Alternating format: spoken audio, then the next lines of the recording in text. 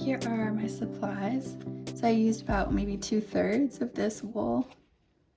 It's merino, has a weight of 3. And then a darning needle, some scissors, and a 4.25mm hook.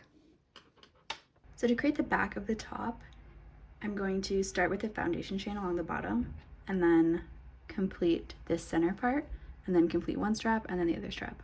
So I'm gonna create a foundation chain that's about 31 centimeters long for the size small. That equals a chain row of about 55 stitches. The chain will be smaller than the spider stitches. Keep that in mind while you're creating the foundation chain, that the spider stitches will stretch it out a little bit. And the interior of the back is about 11 centimeters tall, and that equates to 18 rows. Okay, so I'll start by making a slip knot.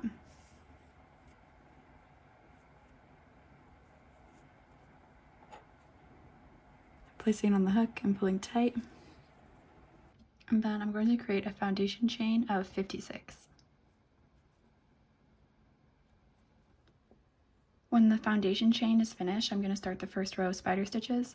So skip a stitch, single crochet into the second stitch from the hook.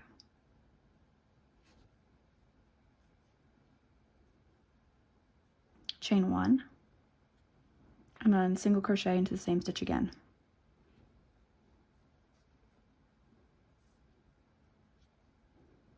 That's a spider stitch. So I'll skip the next stitch, single crochet into the second stitch,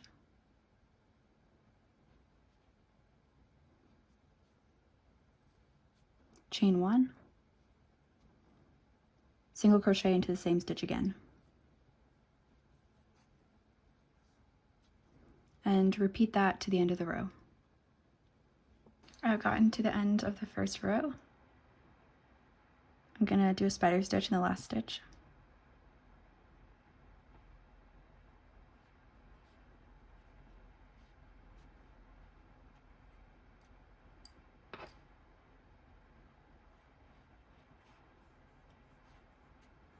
And then to start the next row, I'm going to turn and spider stitch in the chain 1 space. That means I'm going to do a single crochet in the chain 1 space of the first row. So that's the second stitch from the hook.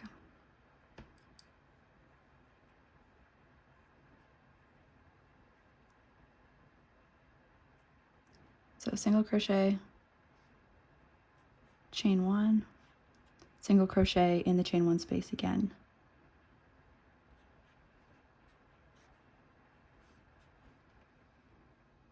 And then repeat this in the next chain 1 space.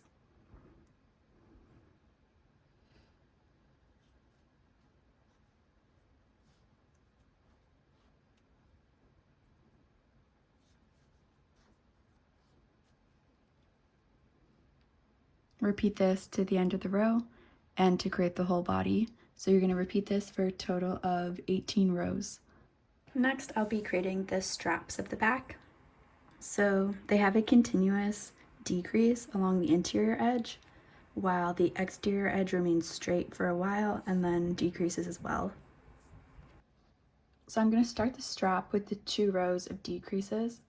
So I'm going to do spider stitch almost to the middle. So this has 27 stitches total, so that's 13. So if 27 divided by 2 is 13 with 1 remainder. So I'm going to do 13 stitches almost to the middle, do a decrease stitch, and then go back the other way. So I do the spider stitch as normal 13 times.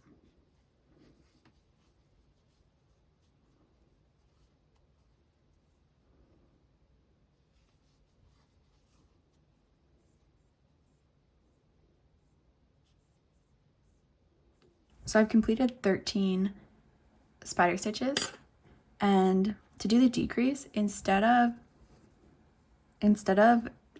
starting the next row with a spider stitch in the first spider stitch, I'm going to chain 2 and then turn,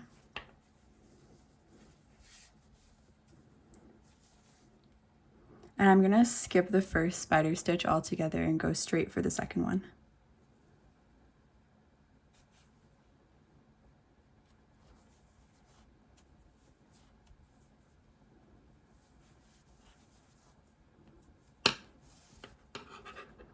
So it should look like that. And then I'll continue with the remaining 11 spider stitches down the row. The first 2 rows of the strap are now complete, so I'm going to repeat this again for rows 3 and 4. Right now there are a total of 12 spider stitches, so that's one less than I started with. After rows 3 and 4 are complete, there should be a total of 11 spider stitches remaining. So to start row 3, I'm going to turn and spider stitch as normal.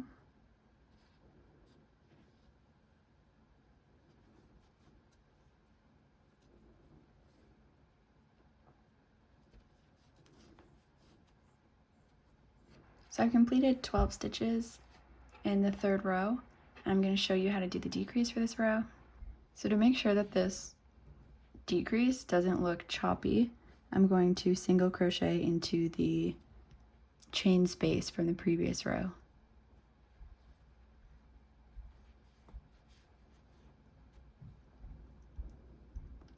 And then from there, I'm going to chain 2 and perform the decrease the same way I did on the last row.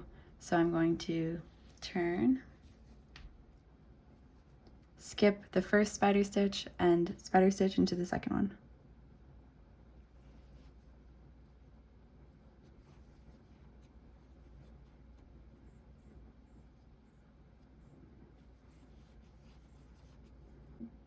And then I'm going to continue the row of spider stitches like usual.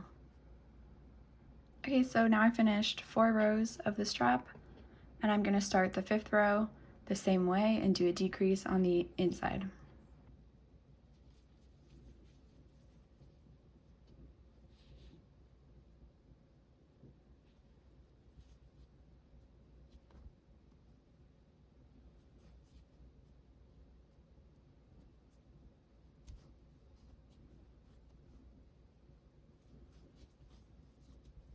I completed 11 stitches in the 6th row, and I'm going to show the decrease process one more time. So I'm going to do a single crochet into the chain 2 space from the last row, and then chain 2, turn,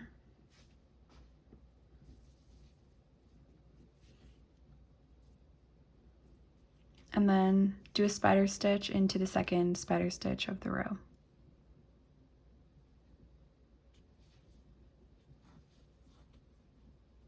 And then continue this row as usual. I've now completed the 5th row, and now I'm going to start doing a decrease on both edges.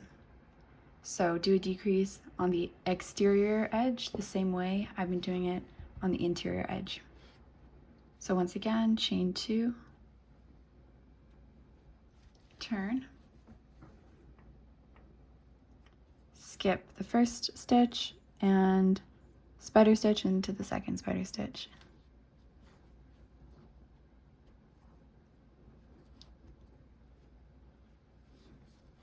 And then continue down the row as normal.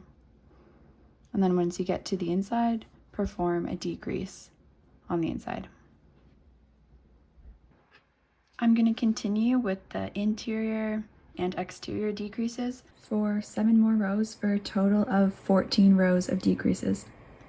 I've now completed 14 total rows of the strap with 7 rows of decreases, and I'll just complete 2 more rows with no decreases. So there are 2 spider stitches remaining, and I'll just complete 2 more rows with those 2 spider stitches. And that's the back strap complete, so there are a total of 16 rows, and I'll just repeat this on the other side. So to repeat this on the other side, I'm going to cut off this yarn, leaving a lot of extra to weave in, and then pull the yarn through the leftover hoop, the leftover loop, pull tight like that, And then I'm going to take the yarn and insert it into this side.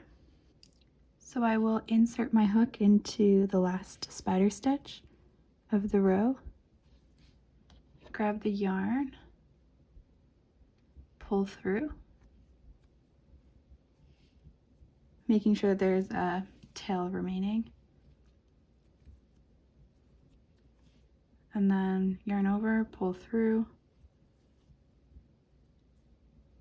and then I'll turn and complete a spider stitch as usual in the first stitch. So insert it,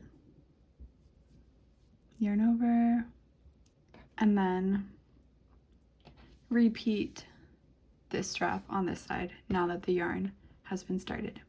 So the front pieces are around 14.5 centimeters, and then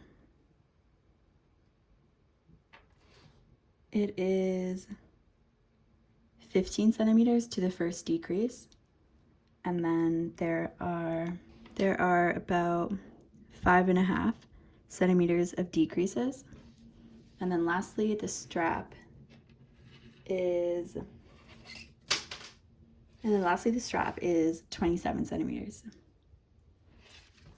So however many rows you choose to make this, it's important that these two edges are the same length because they're going to be attached. So start the front piece, make a slip knot,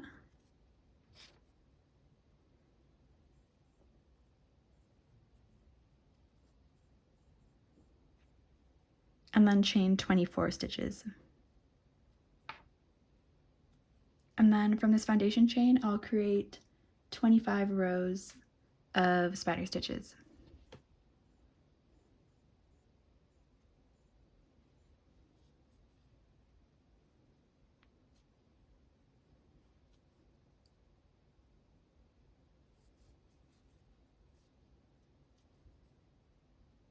Once 25 rows are complete, I'm going to start doing a decrease at the start of every row.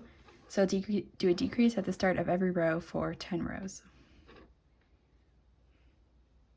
I'll just give a refresher on how to do the decrease. So chain 2, and then skip the first spider stitch and do a spider stitch in the second spider stitch.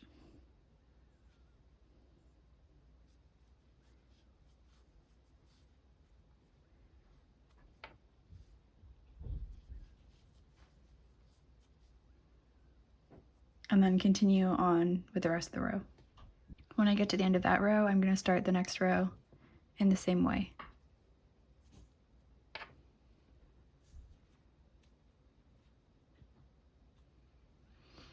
And then as a reminder, when you get to the end of the decrease row, gonna single crochet into the 2 chain space.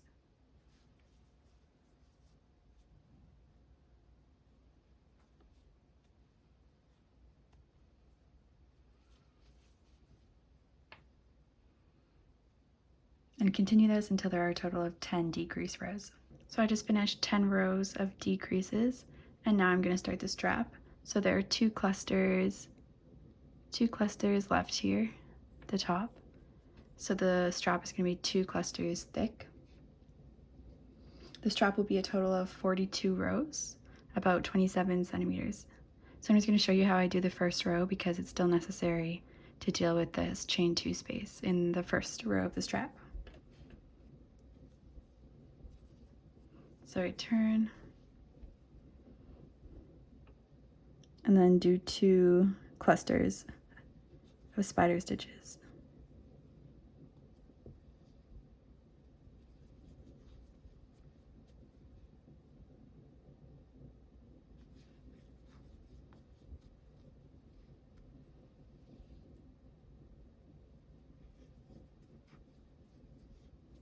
And then when I get to the end, there I'm going to do a single crochet in the chain 2 space as usual. And then continue back and forth with 2 clusters every row for 41 more rows for a total of 42 rows. 42 rows later, the rest of the strap is complete. We're going to repeat this one more time to make the other half of the front. Next, I blocked the pieces to make them look a little less boxy and more natural. Got them wet, waited for them to dry. Now I'm gonna line all the edges to make them look a little cleaner. So I'm gonna start with the front panels. You can see here that the decrease on this edge is a little higher than this edge. So this one is gonna be connected to the back panel, and so I'm not gonna line this edge, only the bottom, the middle, the two sides here, and then both sides of the strap, and not the top of the strap, because the top of the strap is going to be connected to the back. So I'm on the shorter edge here, and I'm going to start in this corner of the strap. So I'm going to quickly show you how I add the edging, but if you would like a detailed video on how to do this, I will link one in the description. So I pull the yarn through, and then chain 1 to add the height for the row, and then I'm going to start single crocheting across. And a trick I do here is to hold the loose edge to the project so that I don't have to go back and weave it in later.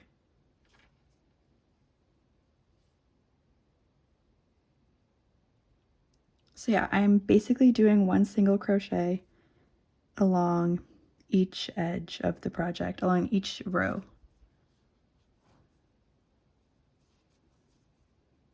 I'm in the decreases now, and because of these holes, I think it could be a little awkward, so I'm just going to show you how I do it. So I again follow the rows. So I'm going to put one single crochet on the edge of each row. Okay, so I just put a single crochet into this row. So then this one's next. I'm going to ignore the hole, go around it, and loosely put a single crochet there. And then the next row is this one. So I'm going to go into the edge of it over here and loosely put a single crochet here. The next row is this one. So I'm going to come into the edge of that there, put a single crochet. And then the next row is this one. I ignore the hole, go into the edge of the row, single crochet there. The next row would be this one. So I'm going to come down here.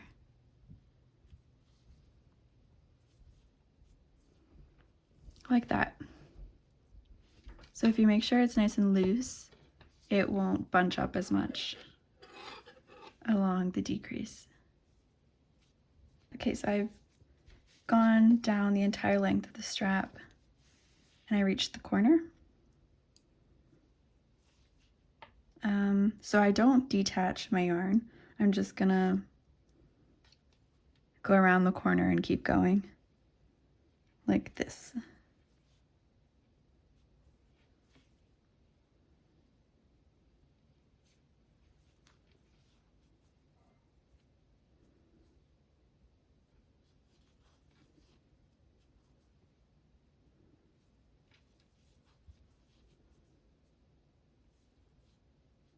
All right, so I finished one side, and then I'm gonna start here and go back up this side. I'm gonna remember to leave this end open and this end open. Okay, so I wanted to take a minute to point out that because I started down here and went this way, I need to start here and go this way on this side. Sort of like this is clockwise, so this needs to be clockwise as well. That's because the edging does have a side. It has a direction, like it will have a front face. So you can see what the edge looks like here. And if I turn this the other way, it looks different. So these need to be matching. So I went in this direction on this side. I need to start here and go in this direction on that side. Because the two front panels are opposites, it's important that you start the lining on this panel in the opposite direction that you started on this one, so that the edges will end up matching, because you can see how the front right now looks different from the other side. So if you start this lining down here and go this way, it's important that the next time you start it up here and go down this way and finish over here. So these need to be opposites. And then do the edges for the back. So I'm gonna do the bottom and the top, and then leave the side edges alone because they're just going to be attached to the front panels anyways. Okay, so I finished all of the edges, and now all that's left to do is to attach the three pieces together. So I'm gonna line these up, making sure that the outside is facing in. So I chose which side I want to be the outside based on which side I think looks best. So I think I don't like how the trim looks here. It looks like a border. So I'm gonna make this the outside and this the inside. So I face the inside outside like that, line this up, do the same with the other piece. And then I'm gonna attach these two sides together and the straps. Okay, so I left a really long tail right here, and I'm gonna use that to join the edges. So I just try to line them up and then sew them together.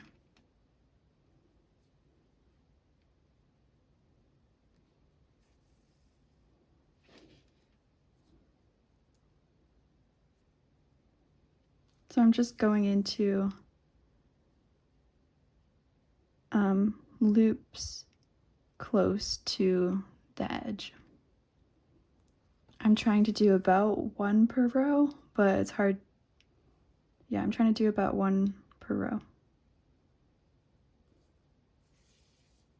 Okay, so I made a foundation chain, and I'm using this as the string to attach the two pieces together in the front. So I just threaded that through. And then the last step is to weave in all the ends, so including the chain. Because this is a little different than ends anywhere else, I'm just going to show you how I do it. So basically I'm just going to go back and forth through the foundation chain.